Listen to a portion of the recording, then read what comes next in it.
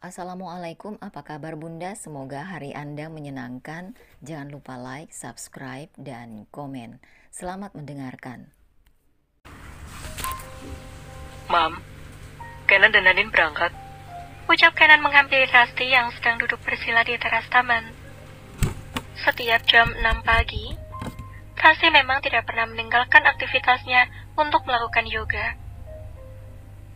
Karena dengan olahraga ini pikiran dan raganya menjadi rileks. Rasti membuka mata. Loh, Mami kira kamu pergi sendiri. Kenan menggeleng. Tidak bisa, Mam. Ia menunjukkan jajaran giginya yang rapi. Ken tidak bisa jauh dari Hanin. Nanti tidak ada yang bisa diajak bergulat. Rasti tertawa. Dasar nakal. Ia mencubit ujung hidung putranya. Entah sejak kapan putranya ini menjadi pria mesum. Padahal sebelum mengenal wanita yang menjadi istrinya itu, Kenan tidak pernah menunjukkan gelagat kemesumannya. Mam, Hanin ikut Mas Ken. Hanin ikut duduk di lantai tepat di samping Rasti yang masih bersila di atas matras. Ya, istri yang baik memang harus menemani kemanapun suaminya pergi. Ucap Rasti menasehati. Hanin mengangguk dan tersenyum. Nanti, siapa yang menemani Mami di sini? Rasti tersenyum dan mengangkat tangannya untuk menangkup pipi Hanin. Ada Kiara. Nanti Mami meminta Kiara untuk menginap di sini sampai kalian pulang. Itu ide bagus. Jawab Kenan dan mengecup pipi ibunya. Terima kasih, Mam. Hanin pun melakukan hal yang sama seperti suaminya pada Rasti. Hati-hati dan bersenang-senanglah kalian di sana. Rasti tersenyum. Sungguh ia sangat senang melihat putranya bahagia. Oke, Mam. Oh iya, salam untuk Kiara. Tadi Hanin ingin pamit, tapi pas melewati kamar mereka, sepertinya mereka masih tidur. Ucap Hanin. Rasti mengangguk. Sampaikan salam Kenan untuk Kiara dan Gunawan. Sambung Kenan. Rasti menahan tangan Kenan. Ken, bersikaplah seperti biasa pada Gun. Seperti dulu saat kalian masih berteman dekat. Mulailah semua dari awal. Gun juga korban dari skandal itu. Kenan menarik napasnya. Tergantung, Mam. Tergantung bagaimana Gun bisa memperlakukan Kiara. Jika dia memperlakukan adik kesayanganku dengan baik, Ken pun akan melakukan yang sama. Rasti terdiam. Ia tersenyum melihat Kenan dan Kiara yang saling menyayangi. Namun entah mengapa dari lubuk hatinya mengatakan Gunawan adalah pria baik. Hanya saja, memang keadaan yang membuatnya seperti ini. Rasti berusaha bijaksana dalam menyikapi permasalahan putra-putrinya. Kenan dan Hanin sudah berada di dalam mobil. Syamsuddin membawa tuan muda dan istrinya menuju bandara. Kenan memang sudah mempersiapkan jet pribadi untuk keberangkatan hari ini. Tadinya, ia sudah menyiapkan beberapa film yang akan ia tonton untuk mengusir kejenuhannya selama berada di dalam pesawat itu sendiri. Namun karena saat ini ia pergi bersama sang istri, sepertinya ia justru akan membuat film sendiri. Kita naik pesawat yang mana? Tanya Hanin saat mereka sudah berada di lapangan terbuka. Itu? Kenan menunjuk pesawat jet yang ukurannya tidak sebesar pesawat komersial. Itu pesawat milikmu? Tanya Hanin lagi. Kenan mengangguk.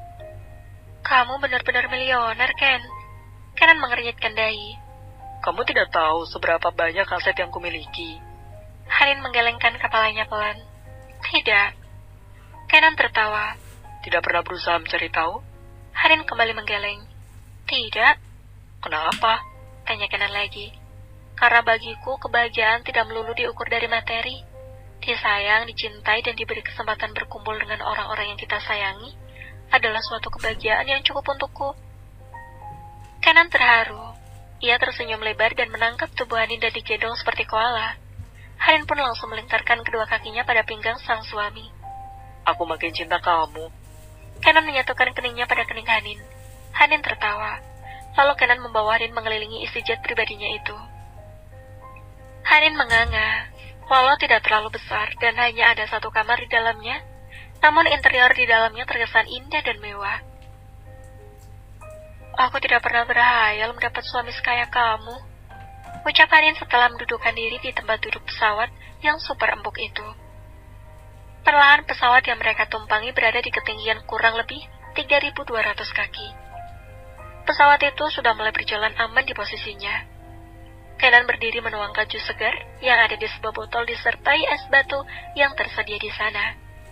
Ia menuangkan untuk 2 gelas. Ini untukmu sayang. Kenan memberikan 1 gelas untuk Hanin. Mereka duduk berdampingan. Arah mata Hanin masih tertuju pada kaca jendela yang menyuguhkan pemandangan awan terang dan langit yang cerah. Karena kebetulan matahari baru saja menampakkan dirinya dengan sempurna, menyinari bumi dengan indahnya. Terima kasih. Hanin menerima gelas dari tangan sang suami. Aku juga tidak pernah membayangkan akan jatuh cinta dan tergila-gila pada wanita. Jawab Kenan menanggapi perkataan Hanin tadi. Hanin menelan air jus yang ada di mulutnya itu dengan segera. Mendengar perkataan Kenan yang menyatakan ia tergila-gila padanya. Kamu tergila-gila pada aku? Tanya Hanin tak percaya dengan menunjuk dirinya yang sepertinya biasa saja. Kenan tersenyum dan mengangguk, sembari meminum jus miliknya. Kenapa? Tanya Hanin lagi, masih penasaran mengapa seorang Kenan Aritama bisa tergila-gila padanya. Entahlah, karena baumu mungkin. Ledek Kenan tersenyum. Ken! Teriak Hanin merengek manja. Ken jelek, menyebalkan. Hanin memukul lengan Kenan bertubi-tubi, hingga Kenan meringis dan berusaha menghindari pukulan itu. Kenan tertawa. Ia memang menyukai bau tubuh sang istri. Namun bukan bau dalam kata arti sebenarnya, melainkan bau khas tubuh sang istri yang menurutnya memiliki wangi yang berbeda dengan wanita lain.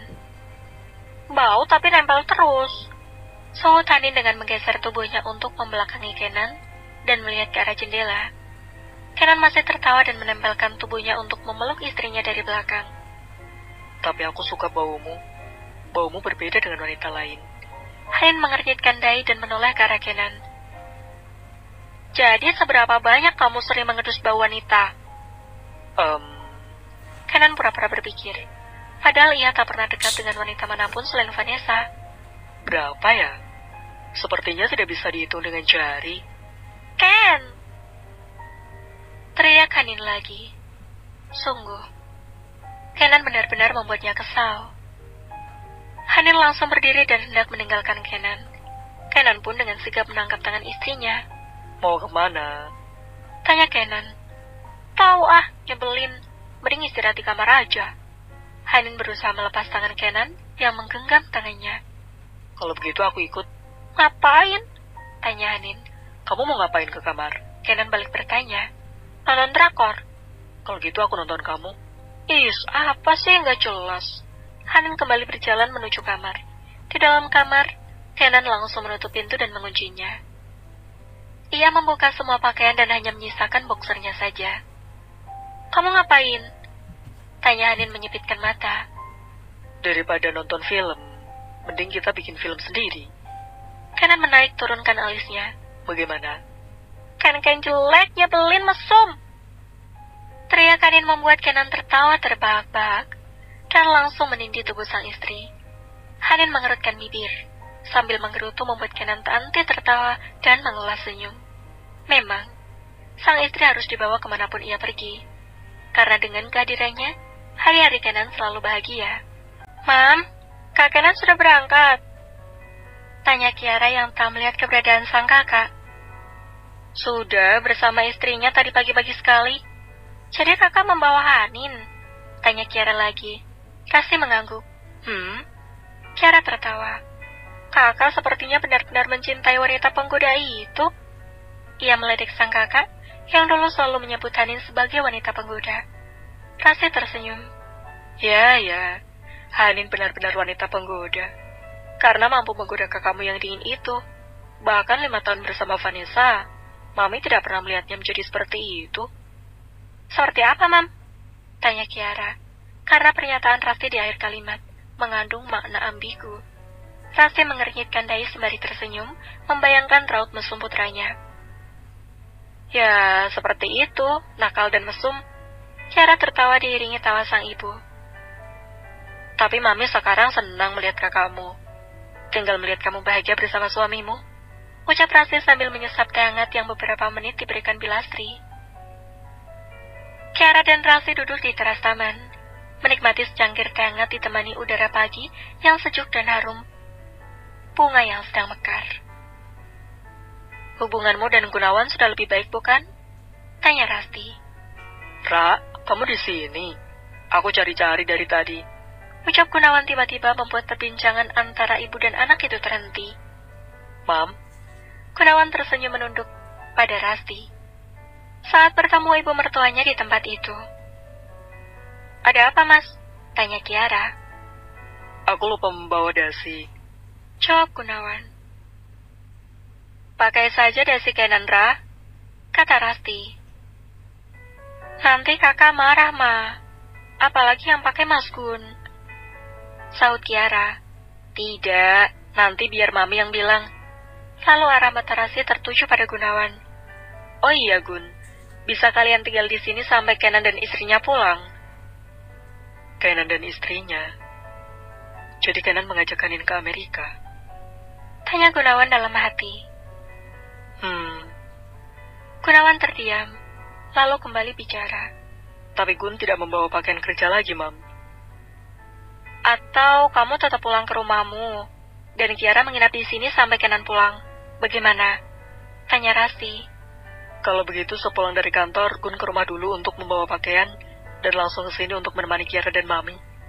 Jawab Gunawan pada ibu mertuanya, karena sejak dulu Rasti memang selalu baik padanya. Hal itu pun yang membuat Gun berat meninggalkan Kiara. Rasti selalu menganggapnya seperti anak sendiri. Itu ide yang baik. Terima kasih, Gun. Ucap Rasti tersenyum. Sama-sama, Mam. Kiara hanya menjadi pendengar antara ibu dan suaminya. Ia cukup terkejut mendengar keinginan suaminya untuk menginap di rumah ini. Padahal di rumah ini sedang tidak ada Hanin. Semula, Kiara berpikir bahwa Gunawan ingin menginap di rumah ini karena adanya Hanin di sini. Namun tidak adanya kehadiran mantan kekasih Gunawan itu, ternyata tidak menyurutkan keinginannya untuk pulang. Menurut Kiara, ini cukup aneh. Ra, sana ambil dasi Kenan di kamarnya. Pinta Rasti pada sang putri. Tidak apa, Mam? Tanya Kiara ragu. Tidak apa, sana. Kiara bangkit dan meninggalkan ibunya, begitupun Gunawan. Pria itu mengikuti langkah sang istri. Begitu sampai di depan kamar Kenan, Gunawan memilih menunggu Kiara di kamarnya. Warna ini cocok? Tanya Kiara pada sang suami yang tengah duduk di tepi tempat tidur. Kiara memasuki kamarnya dan membawa dasi berwarna biru. Sama seperti pakaian kerja yang saat ini dikenakan oleh sang suami. Gunawan mengangguk. Cocok.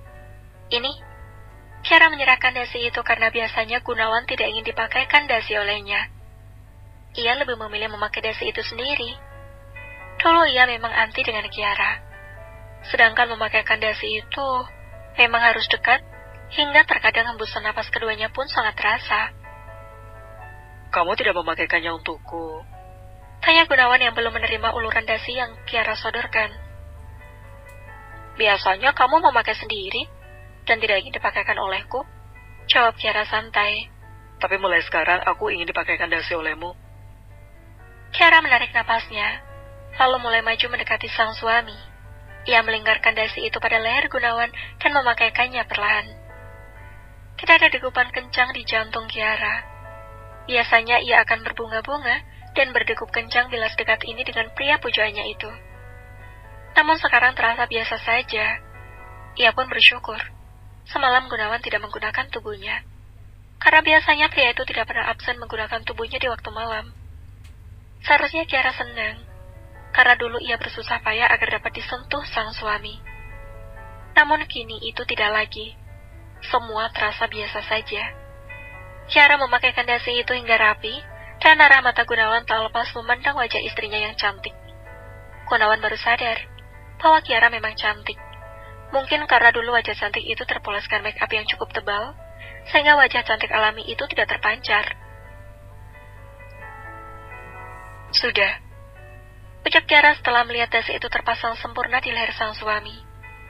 Kiara hendak pergi dari hadapan Gunawan, namun Gunawan menahan pinggang Kiara dengan kedua tangannya. Ia mendekatkan bibirnya pada sang istri, Ketika sudah sangat dekat, Kiara memalingkan wajahnya. "Maaf, Mas. Tadi pagi aku belum sempat gosok gigi. Nanti bau," ucap Kiara tersenyum dan melepaskan kedua tangan Gunawan yang berada di pinggang lebarnya. Aku siapkan sarapan untukmu. Nanti kesiangan." Kiara kembali berucap dan meninggalkan suaminya yang masih berdiri mematung. Untuk pertama kalinya, Gunawan ditolak oleh Kiara. Dan rasanya sakit. Apalagi Kiara yang sering mendapatkan penolakan darinya dulu. Bahkan penolakan itu disertai kata-kata yang tidak mengenakan. Ia baru menyadarinya. Arah mata Gunawan terus menatap punggung yang semakin lama semakin tak terlihat. Mungkin ini waktunya untuk memaafkan, melepaskan dendam dan amarah, lalu memulai semua dari awal. Ia pun lelah menjalani hidup seperti ini. Hanin dan Kenan masih bergelut di atas ketinggian 3.200 kaki. Mereka sudah melewati perjalanan hampir 2 jam. Ken. Hanin memeluk erat tubuh Kenan yang sedang berada di atas tubuhnya. Seketika Kenan menghentikan aktivitas panas itu. Ia pun memeluk erat sang istri untuk mengurangi rasa takut Hanin. Karena pesawat yang mereka tumpangi sedikit oleng disebabkan tubrukan awan. Kenan menahan gerakannya di saat ia ingin melakukan pelepasan. Ia pun sedikit kesal, karena gangguan itu datang di saat yang tidak tepat. Hanin tertawa, melihat raut kekesalan yang tampak jelas pada wajah sang suami. Kenan menatap wajah cantik Hanin yang sedang tertawa. Lalu tangannya terangkat untuk mengusap keringat di dahi itu dan merapikan anak rambut yang menutupi wajah cantiknya. Kenan tersenyum. "Kamu cantik." Hanin memelankan tawanya, tapi tetap masih menyungging senyum. "Gombal." Hanin kembali tertawa dan Kenan pun ikut tertawa. Kemudian Kenan melanjutkan aksinya. Ia kembali menggerakkan miliknya yang masih menyatu itu. Dan terus bergerak, hingga menemukan titik akhir dari kenikmatan aktivitas panas di atas awan. Napas keduanya masih terengah-engah. Walau aktivitas itu sudah selesai. Tangan kanan Kenan sengaja dibentangkan, agar kepala Hanin tertidur di tangan kekarnya itu, dan ia dapat memeluk tubuh polos itu dengan erat. Jari Hanin berputar di dada sang suami. "Ken, aku masih teringat perkataan Mami semalam tentang Vanessa." "Kenapa? Kamu masih tanya perasaanku padanya?" tanya Kenan. Hanin menggeleng. Bukan itu. Pada saat bercengkrama di ruang keluarga, setelah menikmati makan malam semalam, Kiara menanyakan kabar Vanessa pada Rasti. Salah satu anggota arisan yang diikuti Rasti dan Alin sempat menggosipkan Vanessa yang tidak tinggal lagi di Jakarta dan menetap di Amerika beberapa hari lalu. Beberapa teman Rasti yang mengikuti arisan itu sempat menyalahkan Kenan atas kepergian Vanessa. Mereka mengira Vanessa pergi karena masih sakit hati dengan Kenan yang menikahi wanita lain. Dan hal itu cukup membuat Hanin merasa bersalah. "Apa?" tanya Kenan lagi dengan menggeser tubuhnya dan menatap wajah sang istri. Namun Hanin masih menunduk. "Aku pelakor nggak sih?" Hanin balik bertanya. "Maksudnya?" Kenan mengernyitkan dahi. "Aku ngambil kamu dari dia nggak sih?" tanya Hanin lagi dengan membalas tatapan suaminya. Namun Kenan malah tertawa. Lagi-lagi ia gemas dengan kepolosan sang istri. "Aku yang ngambil kamu dari Gunawan. Seharusnya aku yang merasa bersalah padanya, bukan kamu yang merasa bersalah pada Vanessa." Kenan berganti posisi. Ia menyangga tubuhnya dengan siku dan menatap dekat wajah Hanin yang sedang berbaring. Terkadang tangan kiri Kenan masih bergerilya mengelus bahu dan dada istrinya yang polos, yang hanya ditutupi oleh selimut tebal berwarna putih. "Tapi, kata Mami semalam dia pergi ke Amerika karena kamu." "Itu kan menurut teman-teman Mami. Vanessa pergi ke negara kelahiran ayahnya bukan karena aku, tapi karena Riza." "Riza? Pak Riza, manajer HRD di perusahaan kamu?" tanya Hanin. Kenan mengangguk. Pria yang pernah mendekatimu itu adalah mantan pacar Vanessa saat SMA. Lalu Kenan menceritakan hubungan Vanessa dan Riza dulu, dan saat insiden di Bandung pada Hanin. Ya ampun, Hanin menganga tak percaya. Untung aku tidak tergoda pada Pak Riza. Awas saja kalau sampai tergoda. Kamu itu sudah berstatus istri aku saat ketemu Riza. Sungut Kenan. Namun Hanin malah tertawa nyengir. Ia sengaja menyulutkan emosi sang suami. Padahal waktu itu, walau Riza berusaha memberi perhatian padanya, Hanin sama sekali tidak tergoda. Menurut info dari Vicky, Vanessa dibuang ayahnya untuk menutup malu karena dia tidak ingin menggugurkan kandungannya. Kata Kenan lagi. Anak itu anak Pak Riza, tanya Hanin. Mungkin, karena memang 1 bulan sebelumnya mereka bersama di apartemen itu. Terus, Pak Riza sudah tahu hal ini. Bukankah dia masih bekerja padamu? Tanya Hanin lagi. Kenan menggeleng. Itu urusan mereka, bukan urusanku. Tapi setidaknya kita bantu mereka bersatu. Pasti Pak Riza seneng jika dia tahu bahwa ada seseorang yang telah mengandung anaknya. Apalagi orang itu adalah wanita yang dia cintai. Kamu kepo banget sih. Kenan mengusap wajah Hanin. Biarlah, itu urusan mereka. Iya, bukan gitu. Tapi nggak ada salahnya kan menolong mereka. Hitung-hitung penebus dosa kamu yang udah buat Vanessa sakit hati, ucap Hanin. Kenan pun tersenyum, meratap wajah sang istri. Hanin memang benar-benar berhati mulia. Padahal dia pun pernah diperlakukan kasar oleh Vanessa. Hanin terbangun dan menurunkan kakinya dari tempat tidur itu. Ia mengambil sekumpulan berkas di meja yang Kenan taruh asal. Berkas yang semalam diberikan oleh Vicky. Ia melilitkan selimut tebal itu untuk menutupi tubuhnya yang masih polos. Nanti kamu ketemu sama Mr. Anderson, yang barangnya sempat tertunda karena kesalahanku. Tanya Hanin membuka berkas itu. Kenan mengangguk. Ia pun bangun dan duduk di atas tempat tidur dengan menyandarkan tubuhnya pada dinding itu. Maaf ya, karena kesalahan aku waktu itu, perusahaanmu jadi mengalami kerugian. Hanin membuka lembaran berkas itu. Kenan tersenyum. Ya, walaupun aku mengalami kerugian, tapi itu semua tidak sebanding. Karena kasus itu akhirnya aku menemukanmu. Hanin menoleh ke arah Kenan dan tersenyum. Benar juga. Akhirnya aku ketangkep. Itu semua karena Mr. Anderson. Hanin tertawa, dan Kenan pun ikut tertawa. Hanin menjatuhkan satu buku kecil. Saat ia akan menutup berkas itu, ia pun memungutnya. Ternyata itu sebuah visa. Lalu Hanin membuka buku visa itu, dan ternyata itu adalah visa atas nama dirinya. Kapan kamu buat ini? Tanya Hanin. 1 minggu yang lalu. Dan semalam Vicky memberikan berkas itu, sekalian visamu yang sudah jadi. Jadi walau aku tidak menawarkan diri untuk ikut, kamu memang sudah niat akan membawaku ikut. Kenan mengangguk dan tersenyum. Kalau aku tidak mengajakmu, tidak ada teman bergulat seperti ini. Ia menaik turunkan alisnya dengan senyum yang menyebalkan. Licik, ucap Hanin ikut menyunggingkan senyum. Tapi nyatanya kamu juga yang tidak ingin jauh dariku. Ledek Kenan. Ih, narsis. Di kediaman Aditama, Kiara sudah berpakaian rapi. Ia ingin ke rumah sakit karena ada jadwal USG 4 dimensi. Kiara penasaran dengan jenis kelamin bayi yang tengah ia kandung ini. Dan untuk melihat bentuk juga kepastian kesehatan dari sang jabang bayi, ia iseng mendaftarkan diri untuk pemeriksaan itu. Kamu mau kemana, Ra? Tanya Rasi yang juga sudah berpakaian rapi. Mau ke rumah sakit, Mam. Mami sendiri mau kemana? Mami sudah ada janji dengan salah satu teman untuk menemani dia ke panti asuhan.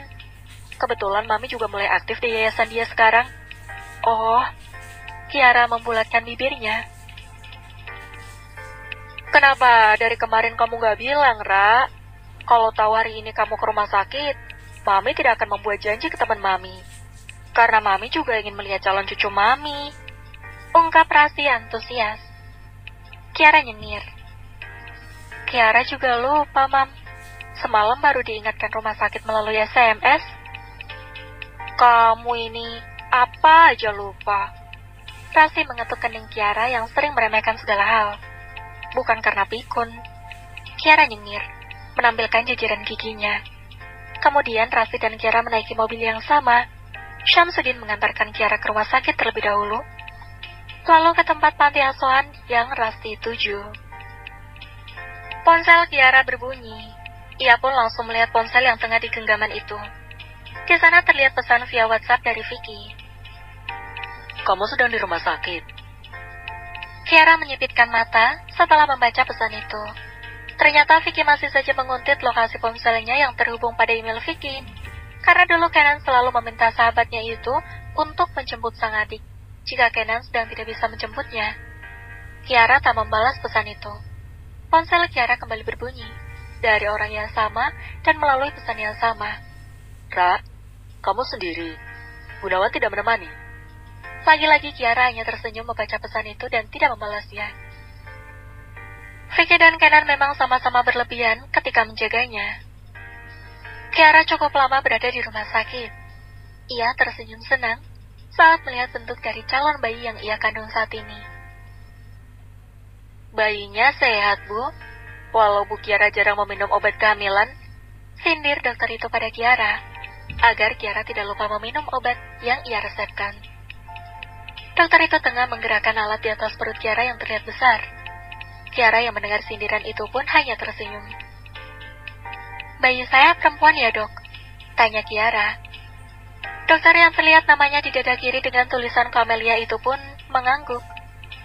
Yap, benar. Bentuk wajah calon bayi itu sedikit menunjukkan wajah Gunawan. Seketika Kiara tersenyum lagi. Setelah selesai di ruang USG 4 dimensi, kemudian Kiara keluar. Ia melihat Vicky tengah duduk sembari memainkan ponselnya di ruang tunggu yang berada tepat di depan ruang tempat Kiara periksa tadi. Kamu ngapain kesini? Tanya Kiara berdiri di depan Vicky. Memastikan kamu baik-baik saja. Jawab Vicky santai lalu berdiri. Kalau Gunawan tidak bisa mengantarmu, bilang, aku pasti akan mengantarmu. Kamu bukan suamiku, ledek Kiara. Ra, sebelum skandal itu terjadi, Kenan selalu menitipkanmu padaku, dan aku tidak keberatan. Walaupun kamu tidak menerima cintaku, paling tidak kita bisa seperti dulu, seperti kakak dan adik. Kiara tersenyum dan menggeleng. Kamu sudah memiliki adik. Bahkan adikmu saja tidak kamu jaga. Vicky menggaruk kepalanya yang tidak gatal. Enak saja, aku tetap menjaga Feli, walau dari jarak jauh. Lagi pula, di sana Feli sudah ada yang menjaga. Oh ya? Feli mau nikah? Kamu udah langkah lagi? Duh, kasihan. Ledek Kiara. Kiara dan Vicky tertawa. Iya nih, aku dilangkah lagi. Bulan depan Feli menikah, dan sepertinya aku akan minta cuti nanti. Wah, aku turut bahagia. Sampaikan salamku nanti untuk Feli. Pasti. Vicky mengangguk. Adik Vicky yang merupakan kembaran Fedi yang tinggal di Australia, memang sudah menjalin hubungan dengan pria asal Aussie asli. Mereka sama-sama bekerja di gedung yang sama. Mereka sudah menjalin hubungan selama 2 tahun, dan kini mereka akan menikah. Sementara di kediaman Aditama, Gunawan memarkirkan mobilnya dan memasuki rumah itu tergesa-gesa. Loh, kok sepi, Bi? Tanya Gunawan pada Lastri setelah ia sampai di dalam rumah besar itu. Iya, Pak. Non Kiara ke rumah sakit, terus ibu ke panti asuhan bersama temannya. Rumah sakit? Tanya Gunawan mengernyitkan dahi. Kiara tidak bilang apapun tadi pagi. Padahal jika sang istri ingin memeriksa kandungan, ia pun akan dengan senang hati mengantarnya. Iya, Pak. Kata Non Kiara pengen periksa jenis kelamin bayinya. Dari kapan Kiara pergi? Tanya Gunawan lagi. Sudah 3 jam yang lalu. Gunawan langsung kembali melangkahkan kakinya keluar dan menaiki mobil. Ia segera melajukan mobil menuju rumah sakit tempat Kiara memeriksakan kandungannya. Sesampainya di rumah sakit, Gunawan memarkirkan mobil lalu keluar. Baru beberapa kali langkah kakinya bergerak menuju lobi rumah sakit, rupanya ia mendapati sosok sang istri yang tengah berjalan bersama seorang pria yang tidak asing baginya. Mereka tertawa riang, berjalan beriringan dengan langkah kaki yang hendak menuju parkiran. Gunawan mempercepat langkah kakinya untuk mengejar mereka. Dan setelah dekat dengan Vicky, ia langsung melayangkan tinju ke pipi pria yang sedang berjalan bersama istrinya. Gun, Panggil Vicky terkejut setelah ia tersungkur dan mendapati siapa yang telah memukulnya. Apa-apaan sih, Mas? Teriak Kiara membulatkan matanya ke arah sang suami, sembari berjongkok untuk menolong Vicky yang tersungkur di lantai. kamu membela dia? Tanya Gunawan dengan menunjuk ke arah Vicky. Kamu juga? Ngapain masih aja deketin istri gue? Vic, kamu gak apa-apa? Kiara tidak memperdulikan Gunawan yang sedang marah. Ia justru malah membantu Vicky berdiri dan mengusap sudut bibirnya yang berdarah dengan sapu tangan miliknya. Kalian hebat. Gunawan tersenyum sinis. Jangan-jangan bayi yang kamu kandung itu memang benar anak dia. Lagi-lagi Gunawan menuju ke arah Vicky. Untung saja parkiran itu tidak dilalui banyak orang, sehingga pertikaian mereka tidak diketahui orang lain. Terserah, ayo Vic, kita pulang. Kiara tetap mengajak Vicky untuk berjalan. Ia malas berdebat dengan Gunawan. Kalaupun Gunawan tak mengakui anak yang tengah ia kandung, itu tak masalah. Ia akan merawat anak ini sendiri dan hidup berdua saja. Ra, kamu benar-benar wanita jalang. Gunawan menarik tangan Kiara dari belakang. Lalu Vicky menepis tangan Gunawan dengan kasar, menarik wanita yang tengah hamil besar itu. Stop, Gun. Jangan kasar begini. Ucap Vicky. Diam lo. Ini urusan gue sama istri gue. Kiara menepis tangan yang mencekal pergelangan tangannya. Sudah, Mas, aku lelah. Aku memang jalang. Ra, Vicky langsung menggeleng mendengar ucapan Kiara yang terdengar menyakitkan. Aku wanita yang sudah menghancurkan hidupmu. Kalau kamu membenciku, kenapa tidak kamu ceraikan saja aku? Lagi pula kamu tidak mengakui anak ini, kan? Kiara meneruskan perkataan yang sempat terpotong tadi, lalu berjalan kembali meninggalkan kedua pria itu. Ra, tunggu. Vicky mengejar langkah Kiara. Aku antar pulang. Vicky mengikuti langkah Kiara yang terus berjalan. Gak usah, aku bisa sendiri.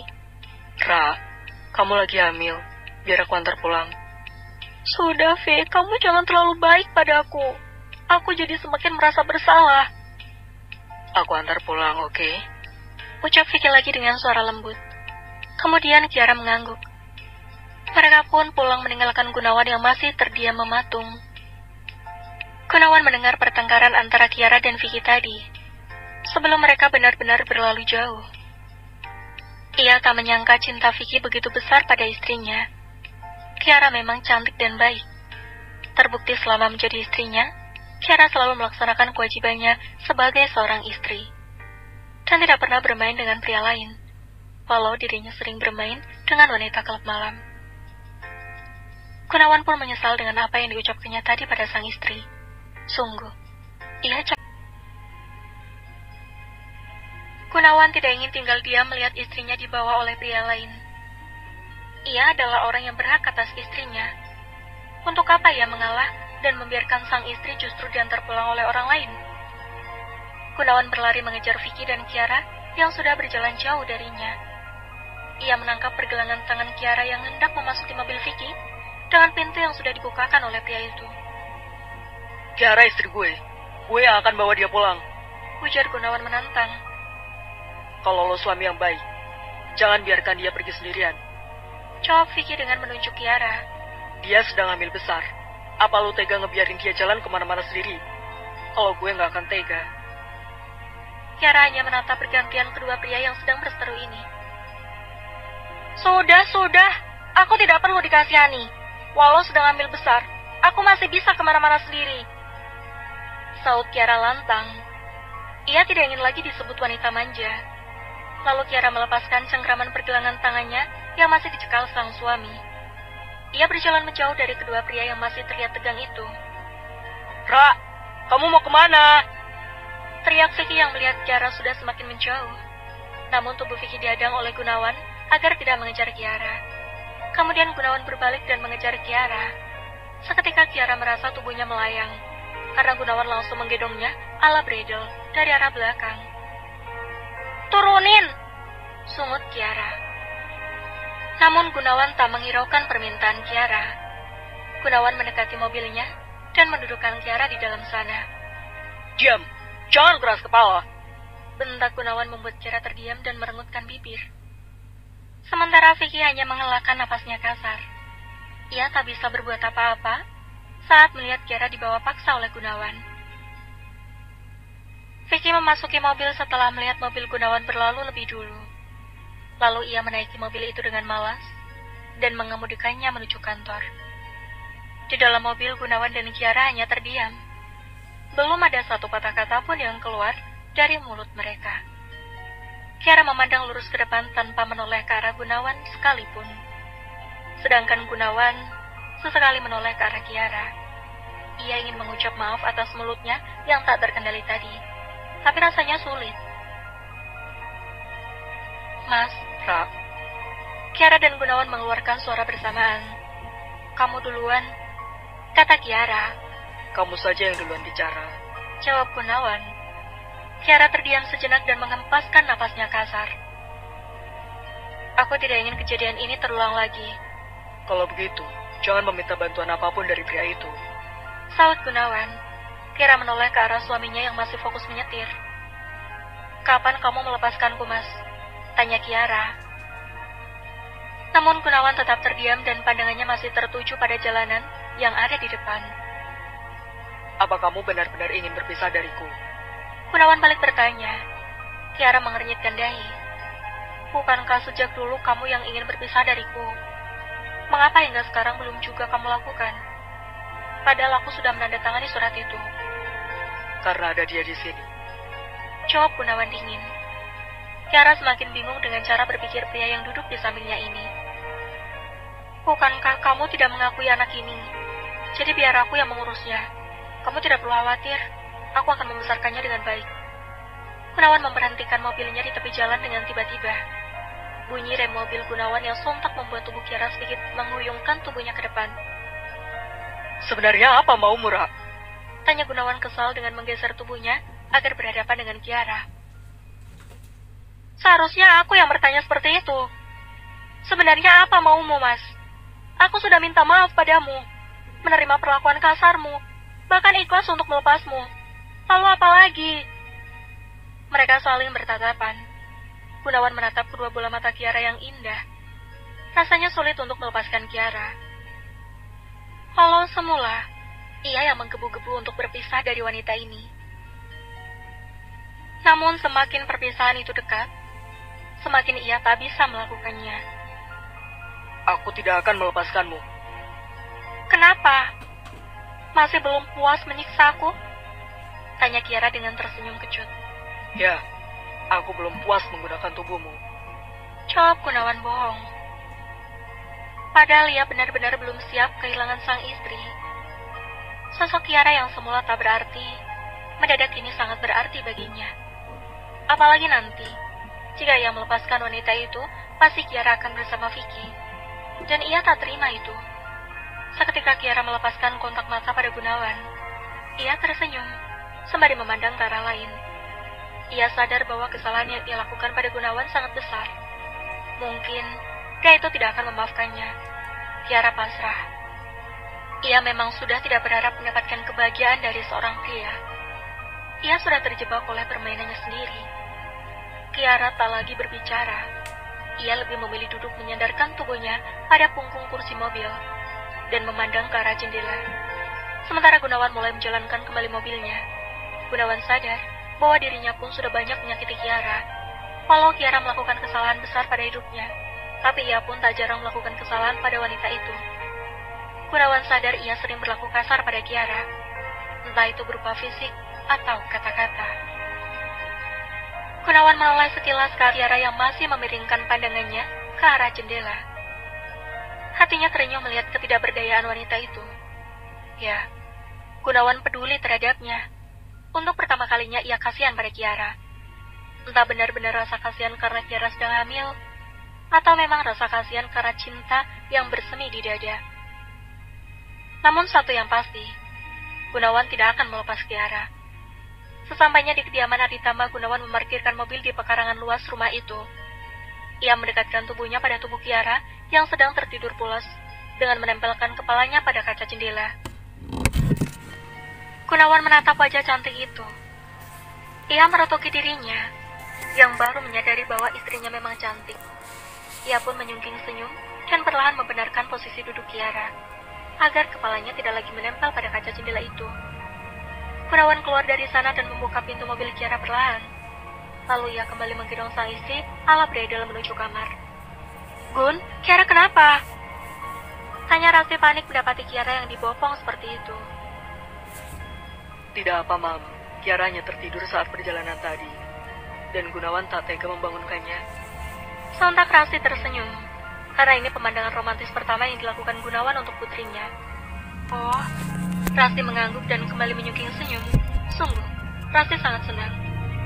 Ia selalu berdoa agar hubungan sang putri dengan suaminya kembali baik-baik saja dan selalu bahagia. Karena satu yang ia selalu pegang teguh adat keluarga ini.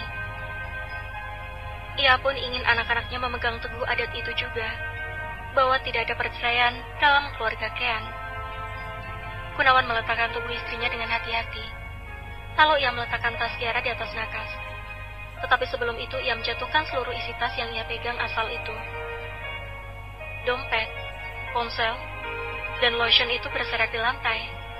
Ternyata Kiara lupa mereseting tasnya. Di sana pun tergeletak beberapa kertas. Gunawan mengambil semua yang terjatuh itu dan memasukkan kembali ke dalam tas. Namun lembaran kertas itu sengaja ia lihat dengan seksama. 3 lembar hasil USG 4 dimensi yang sengaja dicetak tadi membuat senyum Gunawan mengembang. Walau hasil USG itu belum memperlihatkan raut wajah layaknya seperti sebuah foto sempurna, namun cetakan lembaran itu seperti terlihat sebuah sketsa. Lebih tepatnya adalah sketsa bentuk wajah dirinya. Gunawan duduk di tepi tempat tidur dan mengelus perut Kiara. Maaf, Papa meragukanmu. Perut Kiara menyembul, memberikan getaran dan hentakan pada tangan Gunawan yang sedang berada di perut itu. Hei, kamu marah karena Papa baru menyapamu. Maaf. Gunawan kembali bicara sendiri dan tersenyum. Untung saja Kiara masih tertidur pulas. Jadi wanita itu tak melihat apa yang tengah Gunawan lakukan. Jika Kiara melihat ini, mungkin Kiara akan mengira dia memiliki kepribadian ganda yang terkadang baik dan terkadang kasar. Setelah menempuh perjalanan sangat lama, akhirnya Kenan dan Hanin sampai di Massachusetts. Kenan dan Hanin melewati hampir 22 jam perjalanan menuju kota ini. Entah apa yang akan Kenan lakukan jika ia pergi sendiri tanpa mengajak sang istri. Mungkin ia akan mati kebosanan atau dilanda rindu. Tetapi kini perjalanan 22 jam itu terasa singkat karena sepanjang perjalanan ada saja kelakuan Hanin yang membuatnya tertawa. Kita sudah sampai, tanya Hanin pada suaminya yang masih setia memeluk sang istri. Mereka tengah duduk berdampingan di kursi penumpang sambil menikmati pemandangan kota Boston yang sudah terlihat jelas. Kenan mengangguk.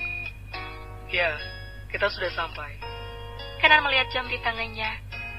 Di sini waktu tepat menunjukkan pukul 4 sore. Jika di Indonesia pukul 4 pagi, di sana pasti Rasti dan Kiara masih tertidur lelap. Pesawat yang Kenan tumpangi akhirnya mendarat sempurna di bandara ini. Kenan mengajak istrinya untuk keluar dari sana. Langkah kaki Hanin terhenti saat ia sudah merasakan udara berbeda. Ketika keluar dari pesawat, udara dingin sudah sangat terasa, karena kebetulan mereka datang di musim dingin. Sayang, pakai mantelmu. Kenan dengan telaten memakaikan mantel tebal ke tubuh Hanin yang sedang berdiri. Hanin menoleh ke arah suaminya. Terima kasih. Kenan pun membalas senyum manis itu. Di sini cuaca sangat dingin. Jangan keluar tanpa menggunakan ini. Oke, Hanin tersenyum dan mengangguk. pintar. Kenan mengusap kasar pucuk kepala istrinya hingga berantakan.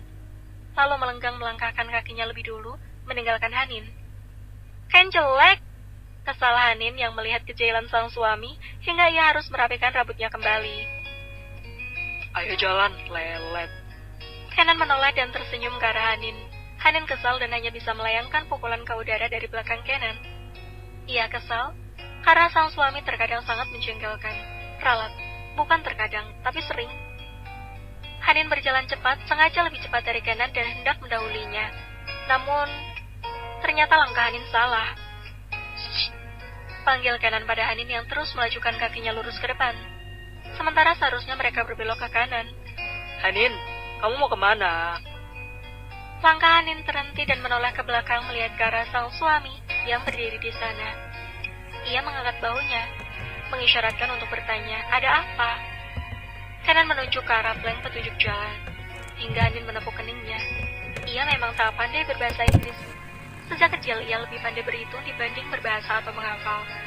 Kenan tersenyum menunggu sang istri melangkah dekat ke arahnya. Ia semakin tersenyum lebar karena kesotawan sang istri. Kamu nggak baca petunjuk arah? Tanya Kenan saat Hanin sudah berada dekat di depannya. Hanin menggeleng, kemudian Kenan merangkul sang istri. Makanya jangan sok tahu. Kenan tertawa sembari mengeratkan lengannya, merangkul leher Hanin. Hanin membalas dengan mengerutkan bibir. Aku tahu, kamu tidak bisa bahasa Inggris. Ledek Kenan. Bisa? Sangga Hanin yang tidak ingin terlihat bodoh di hadapan sang suami.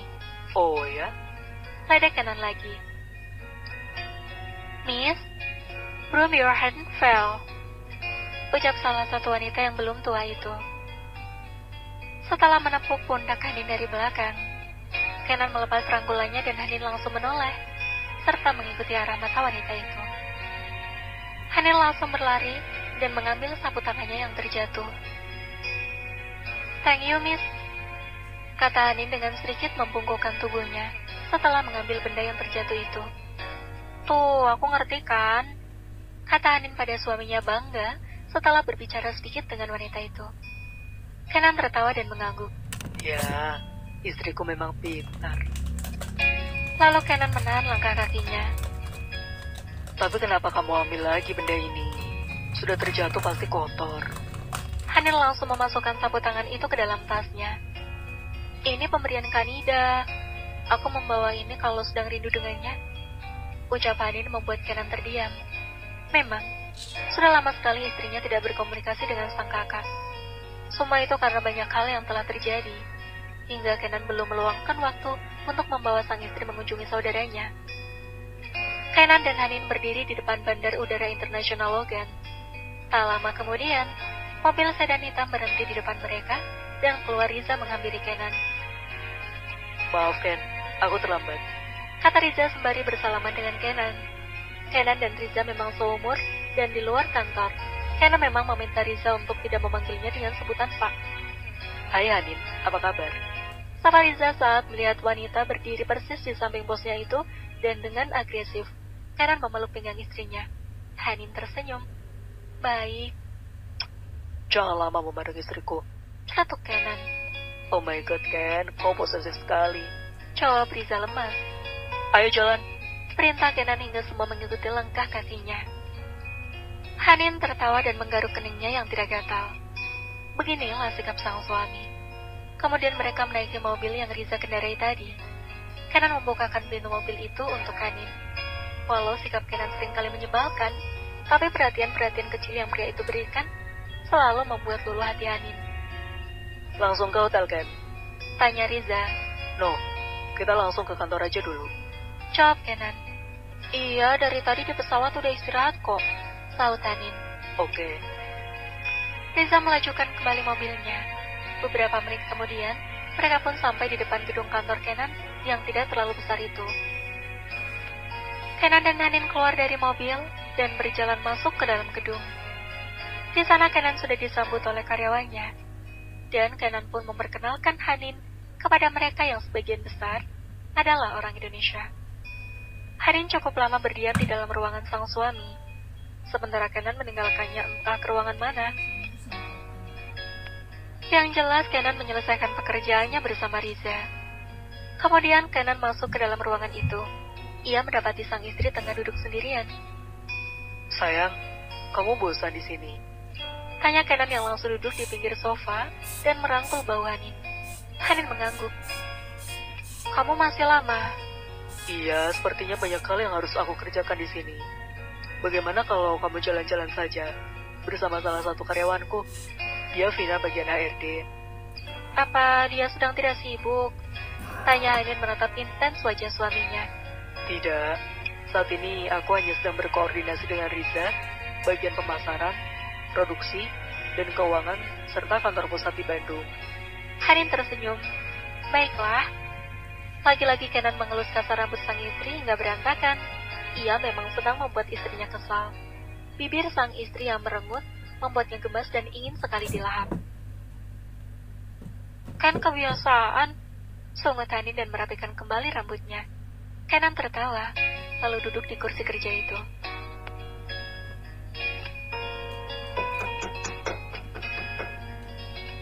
Pintu ruangan Kenan diketuk oleh seseorang dari luar sana. Masuk. Ucap Kenan. Seorang wanita pun muncul dan masuk ke dalam ruangan itu. Bapak panggil saya, ucap wanita itu dengan membungkukkan sedikit tubuhnya. Ya, Vin. Saya memintamu untuk menemani istri saya berkeliling Boston. Jawab Kenan. Oh, baik Pak. Di lobi Hansel sudah menunggu. Kata Kenan lagi. Hansel adalah driver operasional yang bekerja di perusahaan Kenan. Seorang pria muda yang masih berstatus mahasiswa. Baik Pak. Vina kembali menunduk patuh. Hanin berdiri dan mendekati suaminya. Ia mengecup singkat pipi Kenan. Aku tinggal dulu sebentar ya. Terima kasih. Hanin tersenyum manis pada sang suami dan mencium bibirnya sekilas. Bersenang-senanglah. Lalu Hanin mengikuti langkah kaki Vina. Mereka berjalan keluar gedung dan menaiki mobil yang tadi Kenan sebutkan. Kita mau kemana, Miss? Tanya Vina. Cambridge, jawab Hanin. Ia sengaja menuliskan alamat paman Vanessa yang disebutkan Kenan diam-diam ketika mereka berbincang di pesawat mengenai keadaan mantan tunangan suaminya itu. Entah mengapa, ia ingin menemui Vanessa untuk meminta maaf secara langsung karena telah mengambil Kenan darinya, sekaligus memberitahu keberadaan Riza pada Vanessa. Ia berharap semoga Vanessa dan Riza dapat bersatu, dan dia ingin menjadi jembatan kedua orang itu jika memungkinkan. Di kediaman Aditama, Gunawan mengerjapkan mata dan terbangun. Sorot matahari yang bersinar terang memasuki area kamar itu dari balik jendela yang Kiara buka. Kiara membuka lebar tirai itu. Gunawan bangun dan duduk di punggung tempat tidur. Ia melihat pergerakan sang istri. Hari ini, apa jadwalmu? Tanya Gunawan. Kiara menoleh. Tidak ada. Aku hanya ibu rumah tangga. Jadi kegiatanku hanya di rumah. Bohong. Mau kemana hari ini? Tanya Gunawan lagi dengan menatap tajam ke arah sang istri. Ia tak mau Kiara kembali diantar jemput oleh Vicky. Kiara menyipitkan mata. Tumben sekali bertanya seperti itu. Biasanya kamu tidak peduli. Kiara berjalan menuju kamar mandi. Namun dengan cepat Gunawan bangun dan mencekal pergelangan tangan itu. Aku bertanya sungguh-sungguh, ucap Gunawan. Nanti sore aku ingin ke supermarket karena stok susu hamilku habis, jawab Kiara. Baiklah, sore nanti aku akan pulang cepat dan mengantarmu. Tidak perlu, aku bisa sendiri. Lagi pula kamu kan sibuk. Aku tidak ingin merepotkan. Tidak repot, aku sedang tidak sibuk, ucap Gunawan bohong. Padahal kondisi perusahaannya sedang tidak baik. Ia sedang membutuhkan investor lagi untuk pertahanan perusahaannya. Kiara mengangguk dan meminta dilepaskan. Gunawan pun melepaskan cekalan tangannya pada pergelangan tangan Kiara. Kiara kembali menuju kamar mandi dan tak lama keluar lagi. Airmu sudah aku siapkan. Kiara menoleh sekilas ke arah Gunawan, lalu menghampiri lemari besar. Ia membuka lemari itu dan berdiri di sana, memilih pakaian yang akan dipakai untuk sang suami. Gunawan beranjak dari tempat tidur itu dan menghampiri Kiara. Ia melingkarkan kedua tangan di pinggang yang tidak ramping lagi. Kamu semakin seksi, Ucap Gunawan yang sedari tadi menahan hasratnya pada sang istri. Sejak membuka tirai, arah mata Gunawan langsung tertuju pada sosok wanita yang menggunakan dress berwarna terang yang menerawang saat berdiri di jendela dan terkena paparan sinar matahari di sana. Lekuk tubuh sang istri yang sintal pun jelas terlihat dengan perut buncitnya. Gunawan menelusuri leher dan telinga Kiara. Sudah berapa malam kita tidak melakukannya? Tanya Gunawan berbisik tepat di belakang telinga Kiara. Kiara bergidik ngeri. Ia takut sang suami melakukan dengan kasar karena kesalahannya kemarin. Aku sudah siapkan sarapan, Mas. Mami juga menunggu kita. Jawab Kiara lirih sembari memejamkan mata dan menggigit bibir. Ia merasakan sentuhan Gunawan berada di titik sensitifnya itu. Namun ia sadar, Gunawan hanya ingin menggunakan tubuhnya untuk menyiksanya. Padahal Gunawan melakukan ini memang karena menginginkan Kiara dari hati. Layani aku dulu. Pinta Gunawan dan membalikkan tubuh istrinya. Ia pun langsung melumat bibir itu. Bibir yang beraromakan stroberi disesap oleh Gunawan berkali-kali. Kiara hanya bisa pasrah menerima ini, tanpa ada rasa bahagia seperti yang dulu ia inginkan. Saat ini, ia hanya melakukan kewajibannya sebagai istri. Gunawan menuntun sang istri menuju ranjang, dan Kiara menuruti itu, hingga penyatuan itu terjadi. Namun pagi ini Gunawan melakukannya dengan lembut, di luar dari apa yang dibayangkan Kiara. Gunawan menatap wajah sang istri sambil menggerakkan pinggulnya. Kali ini ia bergerak dengan sangat hati-hati, agar tidak menyakiti bayi yang ada di dalam perut itu. Namun Kiara membuang arah pandangannya ke samping. Entah mengapa, ia tak ingin melihat wajah pria itu dalam keadaan dekat. Memang seharusnya ia menerima perlakuan ini, karena memang dirinya lah yang membuat Gunawan menjadi pria yang sering menyakiti. Tetapi dulu Kiara hanya menerima sakit di hati, karena mendapati Gunawan yang sering bermain dengan wanita di luar. Namun kali ini, ia merasa sakit di hati dan fisik, karena sekarang Gunawan pun menggunakan tubuhnya sesuka hati untuk melampiaskan hasrat itu. Gunawan melihat Kiara yang tak pernah menatapnya saat penyatuan itu terjadi. Tiba-tiba hatinya mencelos.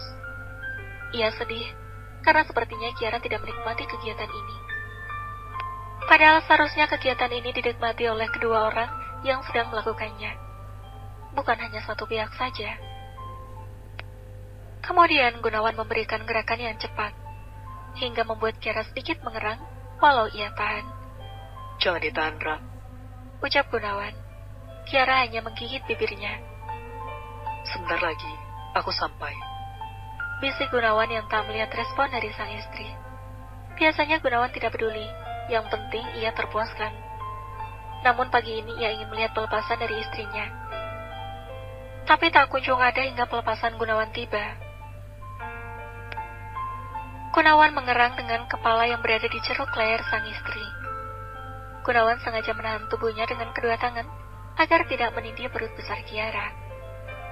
Ia langsung menjatuhkan diri di samping Kiara.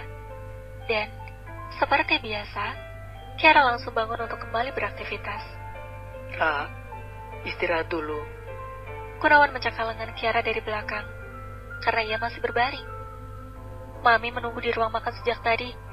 Kiara tetap bangun dan perlahan menurunkan kakinya dari ranjang itu. Gunawan pun langsung terbangun dan dengan sigap berada di samping Kiara untuk membopongnya, membawa Kiara menuju kamar mandi. Ini adalah hal yang tak pernah Gunawan lakukan. Biasanya pria itu hanya menatap Kiara yang berlalu, meninggalkannya yang masih terbaring lelah, dan hanya memperhatikan punggung Kiara yang menghilang hingga balik pintu kamar mandi. Perlahan Gunawan meletakkan Kiara di dalam bathtub. Air ini untukmu, ucap Kiara yang sedari tadi telah menyiapkan air hangat untuk sang suami. Tidak apa, setelah kamu selesai, aku akan mengisinya sendiri. Gunawan pergi setelah mengucapkan kata-kata itu. Ia meninggalkan Kiara untuk membersihkan diri. Lalu ia mengambil pakaian yang teronggok di lantai dan memakainya. Ia beralih ke dapur untuk membuat susu hamil. Di dalam kamar mandi, Kiara mengingat apa yang dilakukan Gunawan pagi ini. Pria itu sangat berbeda. Gunawan tidak lagi kasar dan menyakiti tubuhnya. Namun tetap, hati Kiara masih sama seperti sebelumnya.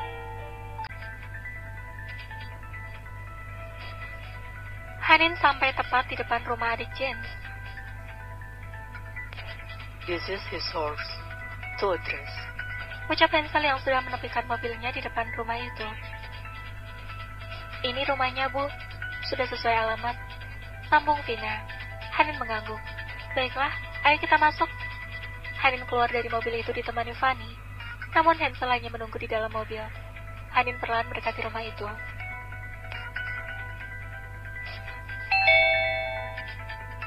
Fanny menekan bel, namun tak ada satupun yang datang untuk membuka. Kini giliran Hanin yang menekan bel itu. Wait! Teriak si empunya rumah dari dalam dengan nada kencang. Tak lama kemudian pintu itu pun terbuka. Vanessa, panggil Hanin yang melihat bahwa yang membuka rumah itu adalah orang yang ia cari. Kamu? Vanessa memasang wajah sinis. Untuk apa kamu kesini, ha? Masih ingin mempermalukanku? Vanessa mendorong tubuh Hanin. Au! Teriak Hanin ketika tubuhnya terbentur dinding. Miss! Teriak Fanny dan segera menghalau kebrutalan Vanessa.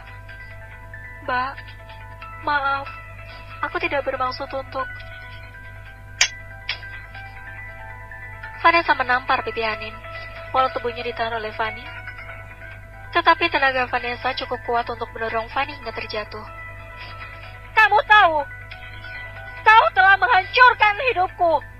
Aku dibuang oleh ayahku karenamu. Aku dicampakkan oleh kekasihku karenamu. Vanessa mencekik leher Hanin.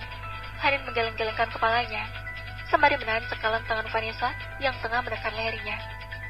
Miss, lepaskan! Fanny menarik kedua tangan Vanessa agar cekalan itu terlepas. Hansel! Teriak Fanny untuk meminta bantuan pada driver itu. Hansel tak mendengar teriakan Fanny, karena ia menggunakan earphone yang tersumpal di kedua telinganya. Dan kebetulan di rumah itu pun hanya ada Vanessa seorang. Pemilik rumah sebenarnya sedang tidak berada di sana. Hansel! Teriak Fanny lagi, namun Hansel tak kunjung datang. Miss, please, don't be like this. Ucap Fanny frustasi, melihat Vanessa seperti orang kesetanan setelah bertemu istri bosnya itu. Van, aku datang untuk meminta maaf padamu, ucap Hanin. Sementara Vanessa berhasil didekap erat oleh Fanny dari belakang. Tubuh Vanessa memang jauh lebih tinggi dibanding Fanny, sehingga Fanny sedikit kewalahan untuk menghalau tubuh itu. Pelakor! Jalan! Wanita tidak tahu diri! Vanessa terus mengumpat. Aku datang ke sini hanya untuk mengatakan bahwa... Diam! Teriak Vanessa. Ia kembali berontak dan mendekati Hanin. Hanin yang tidak lagi terimpit dinding itu mencoba menjaga jarak dari Vanessa. Ia mengangkat tangannya untuk meminta Vanessa tenang dulu. Namun wanita yang masih tersurut emosi setelah melihat wajah Hanin itu masih tidak bisa tenang. Ia merasa apa yang telah terjadi padanya adalah ulah Hanin. Kalau aku menderita, maka kamu pun harus menderita. Hanin kembali didorong oleh Vanessa.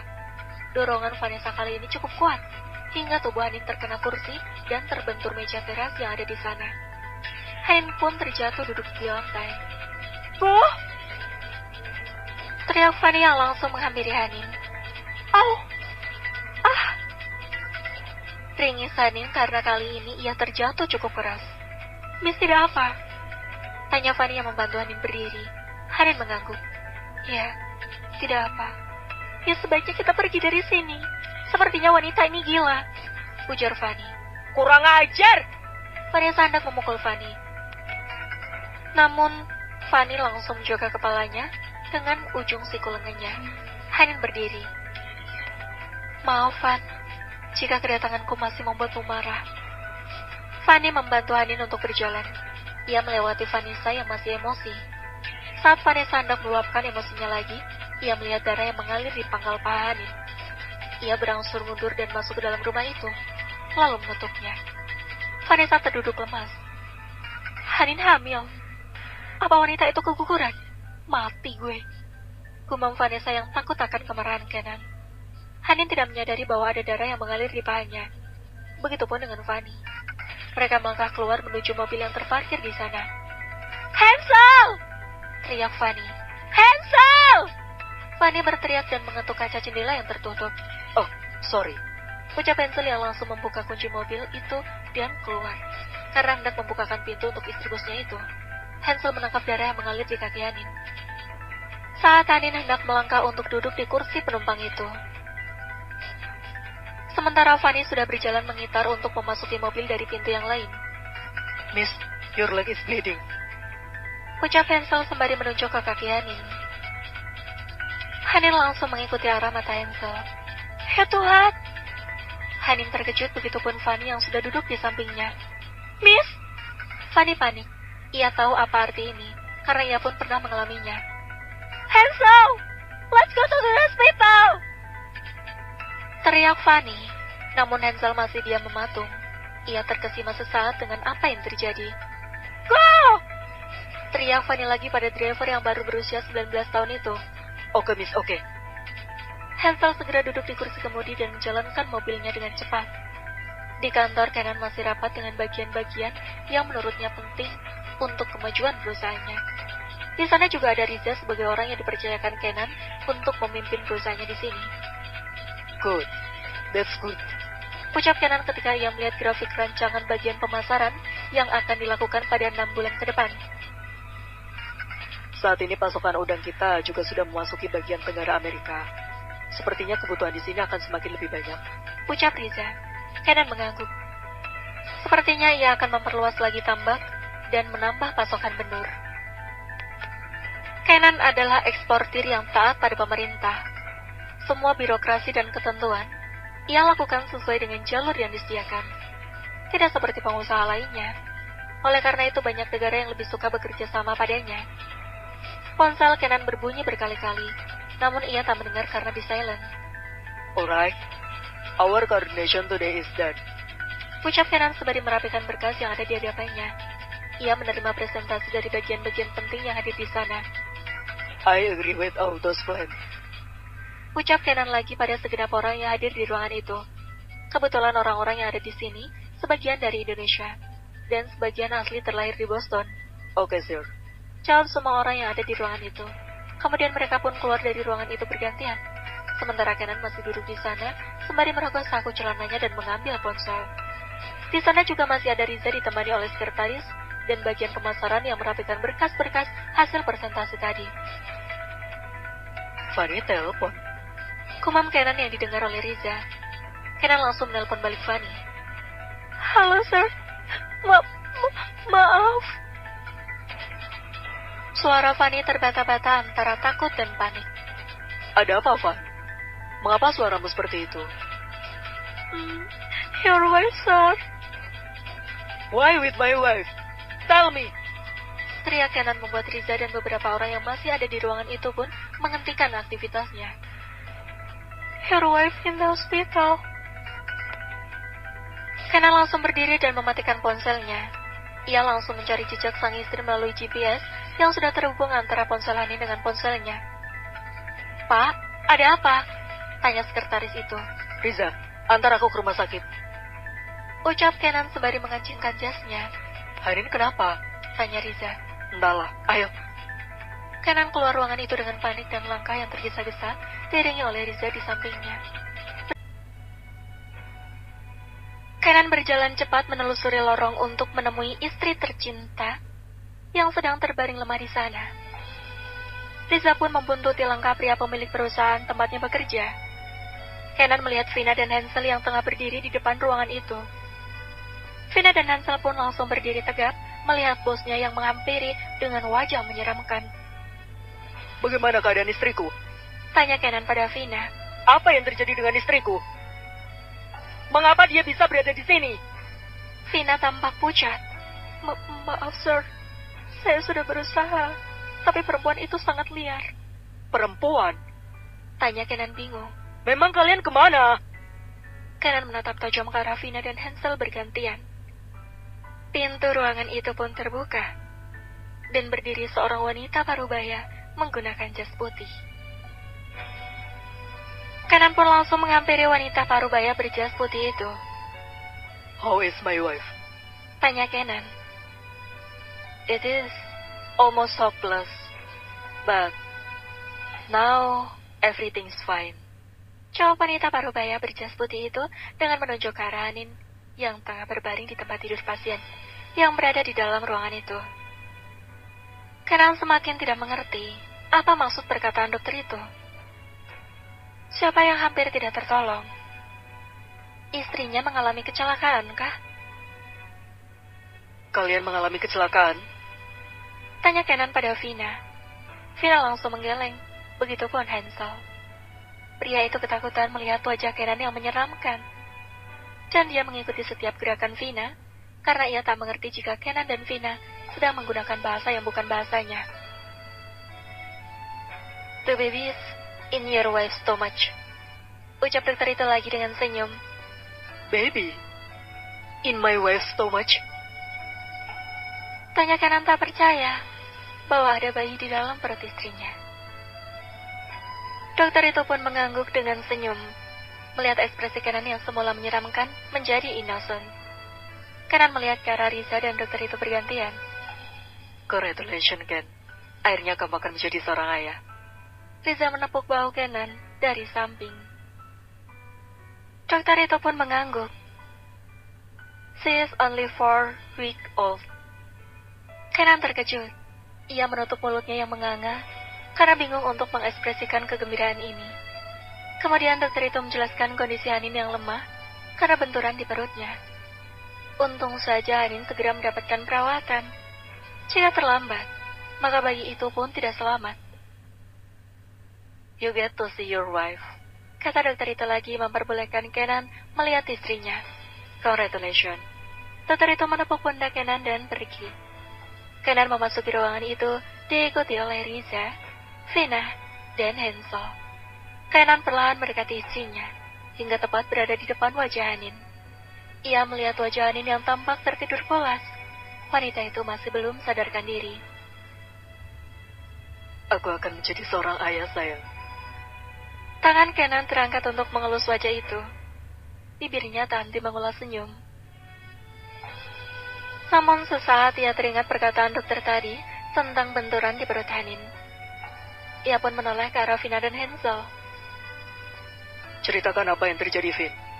Tanya Kenan kepada dua orang yang sudah Kenan amanahkan untuk menjaga istrinya tercinta. I was asked search for this address. Hansel mengulurkan ponselnya pada Kenan. Ketika perjalanan mencari rumah paman Vanessa, ia memang menggunakan Gmap. Kenan menerima ponsel itu dan melihatnya. Alamat rumah itu memang alamat yang ia kenal. Sewaktu masih bersama Vanessa dan mengunjungi kota ini, ia memang selalu mengunjungi rumah itu. Uncle Wilson. Gumam Kenan. Siapa Uncle Wilson? Saudaramu? Tanya Riza. Kenan menggeleng. Itu paman Vanessa. Vanessa? Kini Riza yang terkejut. Ia tidak tahu bahwa kerabat dekat Vanessa tinggal di kota yang sama. Lalu Vina menjelaskan kronologis kejadian itu. Ia pun menceritakan bagaimana Vanessa secara brutal menampar dan mendorong Hanin. Kemudian, Vina juga menyalahkan Hansel karena tak membantunya. Padahal ia sudah berteriak meminta tolong pada pria muda itu. I'm sorry. I did not hear. Jawab Hansel takut. Because I isn't earpiece. Hansel memberi alasan mengapa ia tak membantu Hanin dan Vina saat mereka berseteru di dalam sana. Kenan kesal. Lagi-lagi Vanessa membuat ulah pada Hanin. Dan ia pun kesal karena Hanin tidak meminta izin padanya untuk menemui mantan tunangannya itu. Vanessa? Vanessa ada di sini kan? Dia tinggal di kota ini. Tanya Riza membuat Kenan semakin pusing. Ya. Kenan mengangguk dan kembali menatap Hanin. Untung saja bayiku masih selamat. Jika tidak, Vanessa juga tidak akan selamat. Dan bayimu mungkin akan lahir di penjara. Ucap Kenan sinis. Bayiku? Tanya Riza bingung. Ya, bayimu. Vanessa hamil dan dibuang oleh ayahnya ke sini untuk tinggal bersama pamannya hingga dia melahirkan. Dan Hanin ingin menyatukan kalian. Tapi Vanessa tidak melihat itikat baik istriku. Kenan menjelaskan panjang lebar pada Riza.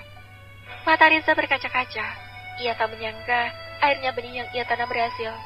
Ia pun tersenyum. Kenan melirik ke arah Riza. Sekarang kau bisa tersenyum, karena istri dan calon anakku selamat. Maaf Ken, aku tahu Vanessa memang seperti itu. Riza mendekati Kenan.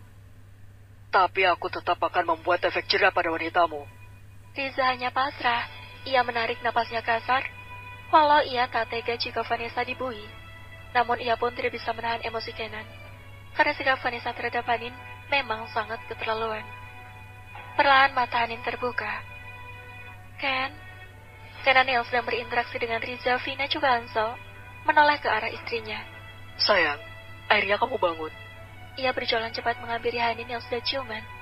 Kenan mengunci tubuh Hanin yang sedang berbaring dengan kedua tangannya. Dasar keras kepala. Ia mengecup kening pipi, hidung, dan bibir Hanin. Kenapa, Ken? Kenapa tiba-tiba ada di sini? Tanya Hanin bingung. Pasalnya semula ia berada di dalam mobil. Tapi tiba-tiba, semakin lama pandangannya semakin gelap. Setelah melihat darah yang terus mengalir di kakinya. Hanin, maaf atas perlakuan Vanessa. Ucap Riza. Hanin meminta Kenan untuk tidak mengungkungnya. Ia melihat ke arah Riza. Aku tahu perasaannya, karena aku juga perempuan. Jawabannya dengan arah mata menuju Riza. Lalu ia menoleh ke arah Kenan. Ken, jangan kamu meraih Vina dan Hansel. Aku yang meminta mereka ke alamat itu. Kalau mereka tidak aku hukum, berarti kamu yang akan menanggungnya. Tanya Kenan dengan senyum menyeringai. Hanin tersenyum dan mengangguk. Tidak apa, aku akan menerima hukuman darimu. Kenan pun tersenyum dan melumat bibir ranum sang istri, membuat semua yang ada di ruangan itu pun mengalihkan pandangan. Baiklah, kami pulang. Riza mendekati Kenan dan Hanin. Hanin pun mendorong dada Kenan untuk menghentikan pagutan itu. Oke. Kenan menoleh ke arah Riza, sedangkan Hanin menundukkan wajahnya yang malu, karena mereka berciuman di hadapan orang banyak. Sir, sekali lagi saya minta maaf. Ucap Vina sebelum pamit pergi. Oke. I also apologize, sir. Sambung Hansel dengan wajah imut. Hansel adalah satu-satunya orang yang tak memalingkan wajah saat Kenan mencium bibir Hanin dengan lembut. Ia justru malah menikmati keromantisan bos dan istrinya yang tidak lahir dari negara asalnya. Oke. Next time, you don't put your ear on it. Ucap Kenan pada Hansel dan Hansel pun hanya tertawa. Hansel memang selalu menyumpal telinganya dengan earphone. Tiada hari tanpa earphone. Mungkin hidupnya akan mati jika tidak mendengarkan musik. Riza keluar dari ruangan itu diiringi Vina dan Hansel. Perasaan Riza masih diselimuti rasa takut. Ia khawatir Vanessa akan dijebluskan ke penjara oleh Kenan, karena telah mencelakai istri dan calon bayinya. Kemudian ia kembali gembira, karena ternyata Vanessa sedang mengandung anaknya dan tinggal di kota ini. Ia akan berusaha membujuk Kenan untuk memaafkan Vanessa. Jika bisa, dan semoga itu bisa. Kenan menarik kursi yang ada di sana dan duduk di samping sang istri yang tengah berbaring.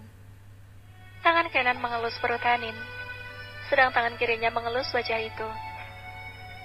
Aku beneran hamil? Tanya Hanin. Ia meminta sang suami untuk membantunya duduk. Kenan pun berdiri, mengangkat tubuh Hanin dan membereskan bantal agar dapat disandarkan dengan nyaman oleh sang istri. Terima kasih. Hanin tersenyum. Kenan pun membalas senyum itu lalu kembali duduk di depannya.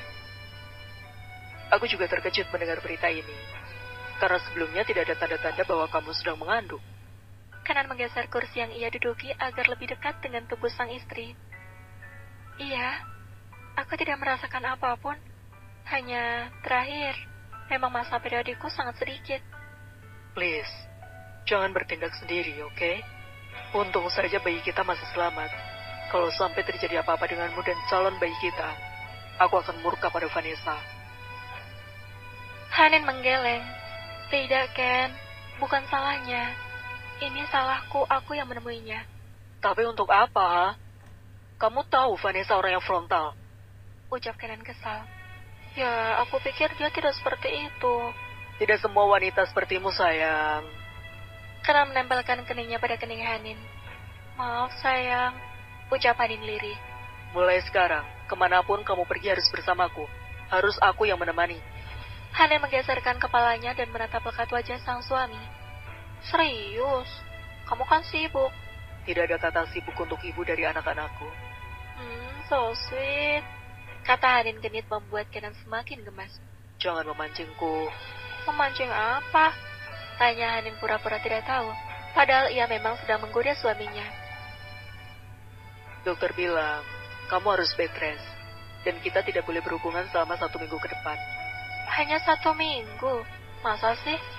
Biasanya kalau bed rest itu memang tidak boleh kontak fisik selama 1 bulan, bukan? Hanin meledek suaminya yang memang tidak pernah kuat untuk tidak menyentuh dirinya walau hanya 1 hari. Kenan memajukan tubuhnya dan mengungkung tubuh sang istri yang tengah tersenyum menyeringai. Itu sama saja kamu menyiksaku. Hanin tertawa. Latihan, jadi nanti pas puasa 2 bulan setelah aku melahirkan kamu gak kaget. Riza mengendarai mobilnya sendiri, sedangkan Hasil mengantar Vina pulang karena hari semakin gelap. Riza mengendarai mobil menuju alamat yang ia lihat dari ponsel Hansel. Ia segera mendatangi rumah paman Vanessa, karena sejujurnya ia pun sangat merindukan wanita itu. Beberapa menit kemudian Riza sampai di depan rumah itu. Ia melangkahkan kaki perlahan mendekati pintu rumah itu, dan menekan bel.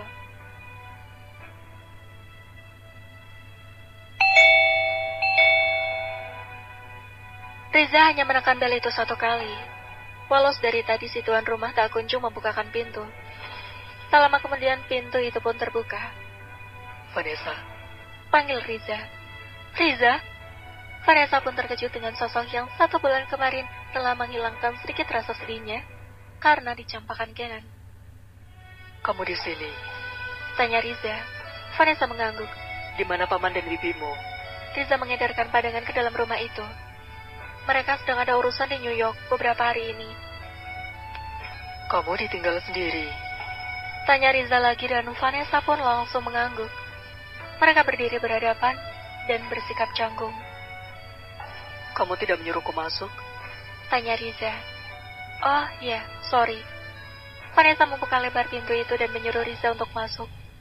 Kemudian Riza duduk di kursi tamu, dan Vanessa pun duduk di depannya. Kamu tahu, aku memegang perusahaan Kenan di sini. Kata Riza memulai percakapan. Jadi kamu juga tinggal di kota ini? Tanya Vanessa tak percaya. Riza mengangguk. Persisnya setelah kamu pergi dari apartemenku waktu itu. Vanessa tertunduk malu. Ia malu karena telah memilih ikut bersama kedua orang tuanya yang tidak memilih Riza, karena ia belum siap untuk hidup sederhana. Aku mencoba meniti karirku di sini. Aku ingin sukses, agar kamu bisa memandangku. Vanessa menegakkan wajahnya ke arah Riza. Maaf, Sa. Dan sekarang, kamu membuat kesalahan pada wanita yang dicintai Kenan. Vanessa membelalakan matanya. Ia kembali teringat dengan darah yang mengalir di paha Hanin. Bagaimana keadaannya? Apa dia baik-baik saja? Bayinya, apa Hanin sedang mengandung? Vanessa panik dan takut. Riza mengangguk. Ya, Hanin mengandung. Dan untung saja bayi itu selamat. Tapi sepertinya Kenan tetap akan memberimu perhitungan. Riza, aku tidak sengaja. Aku masih emosi melihat wanita itu. Ayah membuangku karena dia. Kenan mencampakkanku karena dia. Teriak Vanessa. Sekarang semua popularitas dan kemewahanku hilang. Aku harus tinggal di rumah sederhana ini. Vanessa menangis. Diam, Nes. Bisa tidak kamu tidak menyalahkan orang lain? Hanin datang ke sini dengan niat baik. Dia ingin minta maaf padamu. Dia juga ingin menyatukan kita, karena dia tahu kamu sedang mengandung anakku. Vanessa mengangkat wajahnya dan menatap Riza. Ia terdiam. Mulutnya seolah bisu dan tak mampu berkata-kata.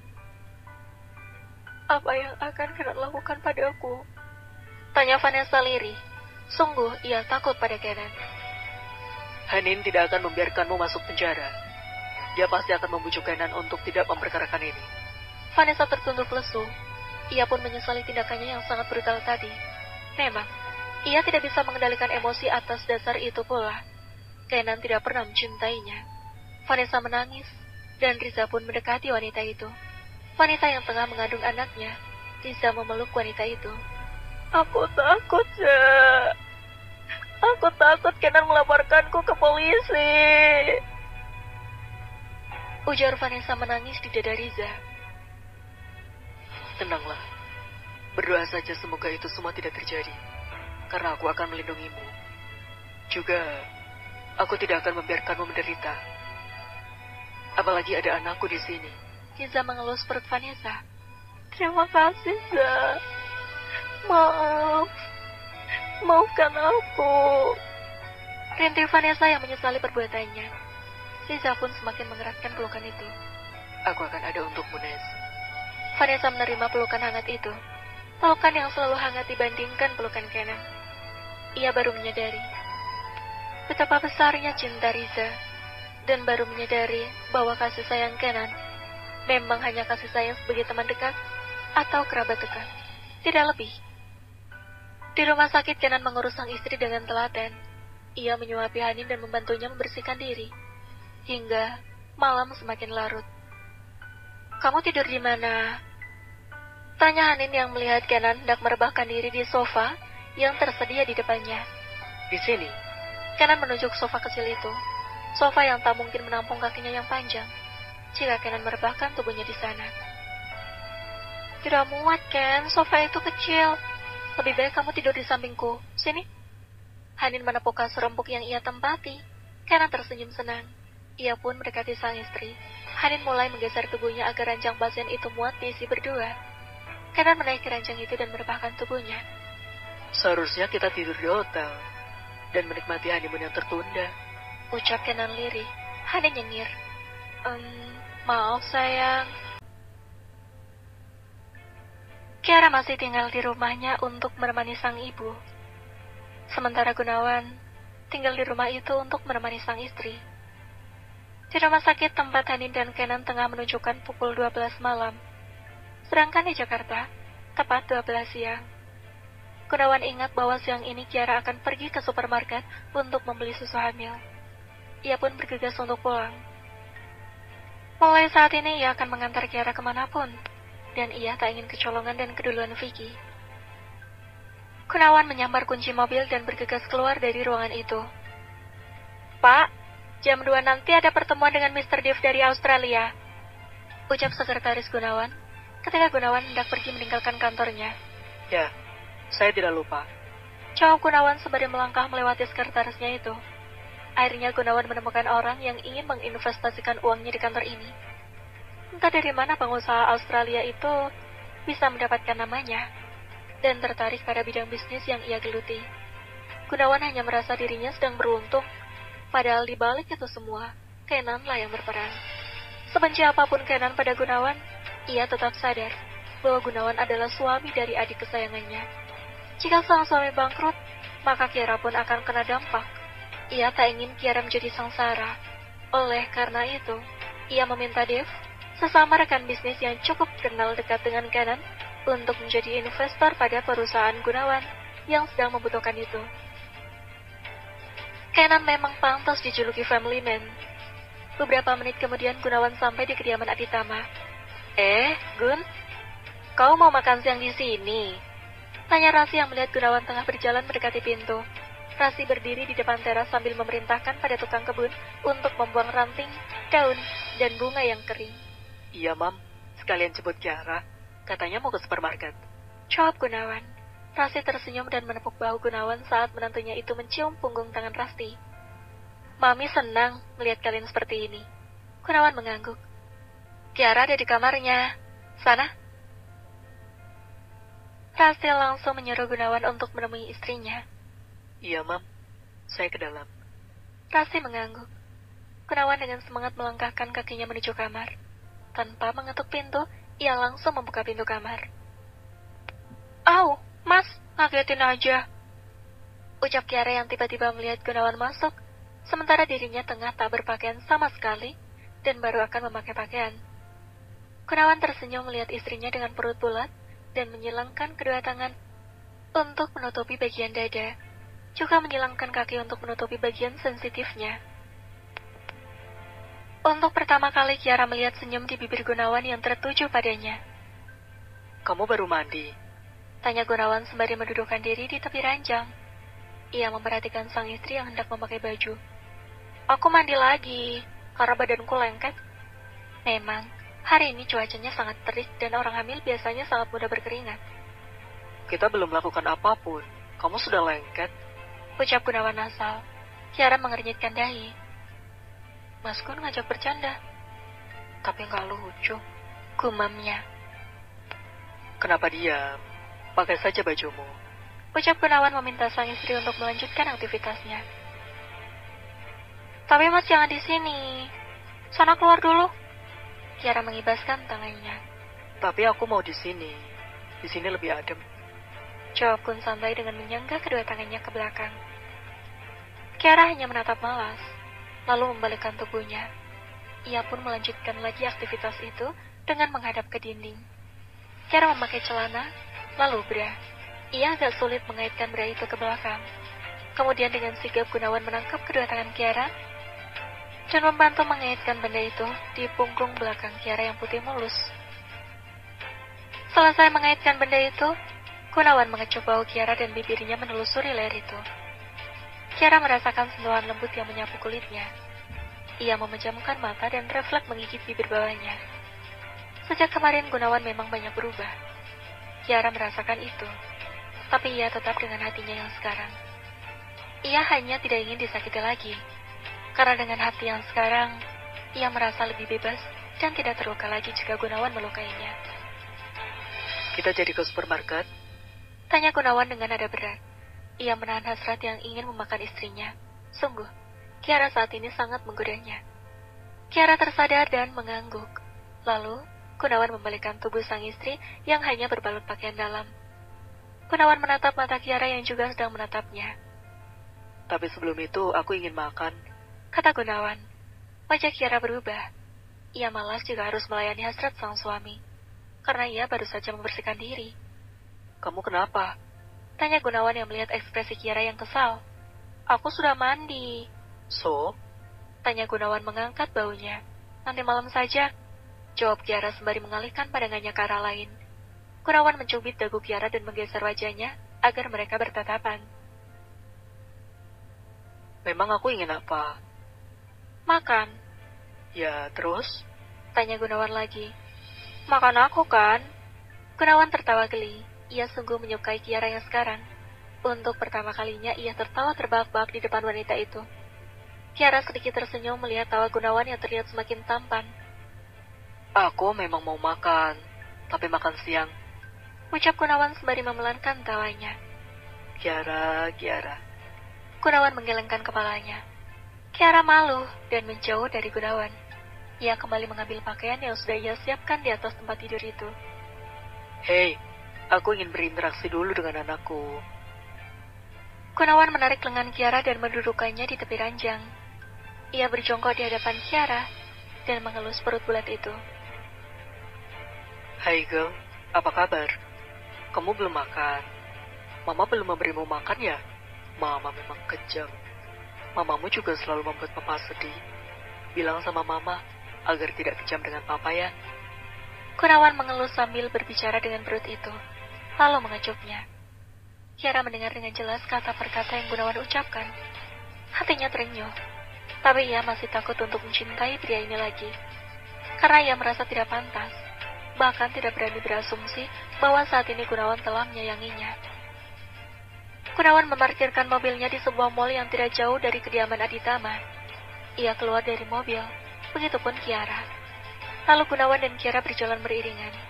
Gunawan sengaja memelankan langkahnya agar tetap sejajar dengan langkah Kiara yang melambat. Gunawan dan Kiara sampai di dalam mall. Mereka berjalan sembari memperhatikan setiap stand yang ada di sana. Perlahan tangan Gunawan merambat di telapak tangan Kiara. Kiara merasakan itu, hingga tangan itu menggenggam erat telapak tangan Kiara yang halus. Sontak Kiara menoleh ke arah tangannya yang digenggam erat oleh Gunawan. Ia pun melihat ke arah pria yang tengah menggenggamnya itu. Namun arah mata Gunawan tetap lurus ke depan, seolah ia tak sengaja menggenggam tangan itu. Kiara pun ikut menoleh ke sembarang arah dengan pasrah, mengikuti apa yang Gunawan inginkan. Ra, mampir ke toko baby di sana yuk. Ajak Gunawan mengarahkan pandangan Kiara ke arah yang ia tunjuk. Kiara mengangguk. Kebetulan memang ia belum sama sekali membeli keperluan bayi. Gunawan dan Kiara memilih-milih pakaian wanita. Mas, ini lucu, ucap Kiara menunjukkan baju tidur berwarna pink pada Gunawan. Iya lucu, ini juga lucu. Gunawan menunjuk sepatu bayi yang juga berwarna pink pada Kiara. Kiara tersenyum, begitupun Gunawan. Mereka terlihat bahagia. Mungkin orang yang melihat adegan ini tidak pernah menyangka bahwa kedua pasangan suami istri ini sebelumnya pernah mengalami badai yang hebat. Walau saat ini, badai itu belum usai, namun setidaknya lebih baik. Ra, yang ini juga bagus, ucap Gunawan saat menunjukkan satu dress bayi perempuan, Brooke. Saat Gunawan menoleh ke samping yang mengira Kiara masih berdiri di sampingnya, tapi ternyata ada seorang wanita yang justru menubruknya. Hingga semua barang yang wanita itu pegang pun berhamburan di lantai. Maaf. Tanpa menoleh ke arah wanita itu, Gunawan langsung jongkok dan memungut barang yang berserakan di lantai. Sementara wanita itu mematung, melihat pria yang tengah berjongkok itu adalah pria yang pernah mengisi hari-harinya dulu. Pria yang pernah menjadi kekasihnya dan mengambil kehormatannya di masa belia. Maaf, aku telah... Perkataan Gunawan terhenti saat ia mendongak dan melihat sosok wanita yang berada di hadapannya. Gunawan perlahan berdiri dan memberikan barang yang terjatuh tadi pada wanita itu dengan mata yang tak henti menatapnya. Mereka saling berpandangan lama. Wanita itu semakin cantik berdiri di depan Gunawan dengan tubuh proporsional dan polesan make up natural. Wanita itu pun tak terlihat sedang hamil, namun ia membeli cukup banyak perlengkapan bayi. Mas, Kiara mencari Gunawan dan melihat pria itu tengah bertatapan mesra dengan wanita yang tidak ia ketahui. Karena wanita itu berdiri membelakangi Kiara. Kiara tersenyum. Memang, ia harus mengubur cinta itu sedalam mungkin agar tak lagi merasa sakit. Lalu Kiara meninggalkan Gunawan dan keluar dari toko itu sendiri.